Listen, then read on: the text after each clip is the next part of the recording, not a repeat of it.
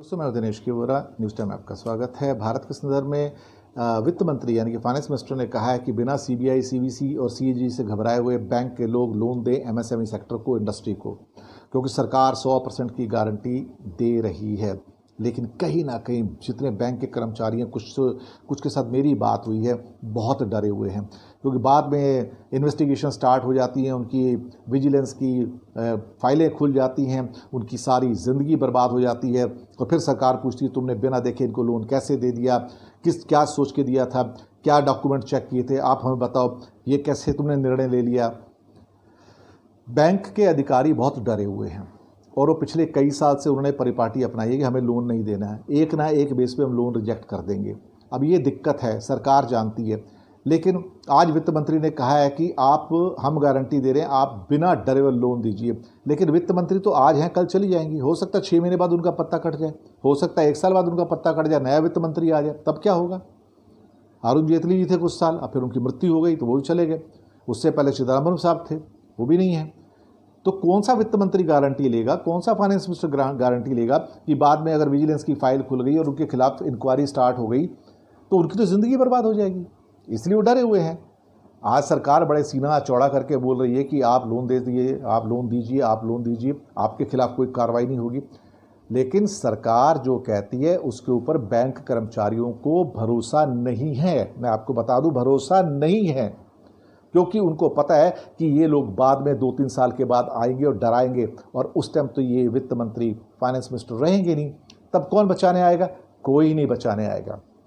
तब कानून की सारी किताबें खुलती हैं, सारे के सारे प्रोविजंस गिनाए जाते हैं और उनको कहा जाता है कि तुमने जानबूझ के किया, तुमने करप्शन किया और तुमको गिरफ्तार किया जाता है। यही तो आज तक होता आया 70 सालों में, और पिछले 15-20 सालों में तो और ज़्यादा हुआ है। यही होता आया है। इसलिए अब बैंक जो है लोन देने से डरते हैं। वो कोई ना कोई एक बीच में एक ट्रिक निकाल देंगे, एक पॉइंट निकाल देंगे कि इसके बेस पे हम इनको नहीं दे सकते हैं।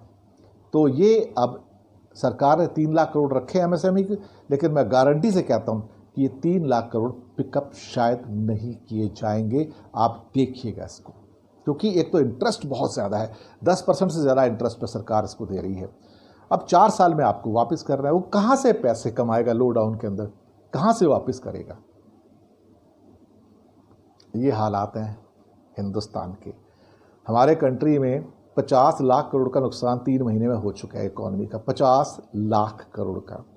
हमारा बजट 30 लाख करोड़ का होता है। पिछले साल सरकार ने 28 लाख करोड़ लगाए और इकॉनमी फिर भी गिरती चली गई। अब हम सोचते हैं कि 20 लाख करोड़ का पैकेज देके इकॉनमी टेक ऑफ कर जाएगी।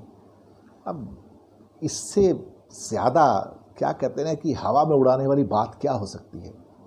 जिस देश के अंदर एक 30 लाख करोड़ का जो बजट एनुअल बजट होता है वो कुछ नहीं करता है और वहाँ भी इकॉनमी डाउन होती चली जाती है, वहाँ पे सोचते हैं कि 20 लाख करोड़ के पुछल्ले से इकॉनमी शूटअप हो जाएगी।